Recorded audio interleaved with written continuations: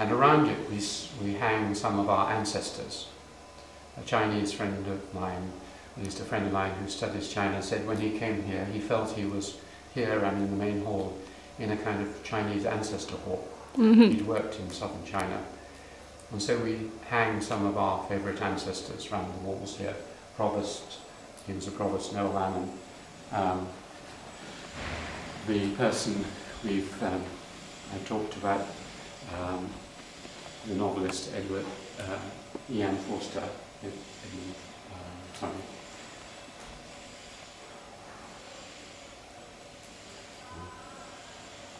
It says Edward Morgan, his name is Morgan Forster. So E.M.Forster, that's in his private rooms which were up there. And another ancestor who also hangs in my room was a man called Roger Fry. He was the painter of the famous Bloomsbury group who were literate writers and so on. And he was the art historian, and he had a great interest in Chinese art, and he used to lecture on Chinese art.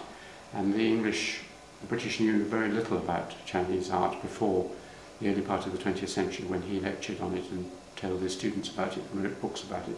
So in many ways he brought Chinese art to the West, or certainly to England. And then again, many portraits of Keynes, because he was important financially and intellectually. And again, he's writing on a board on his knee in a more relaxed way with a little hat on his head. So those are just a few of the ancestors.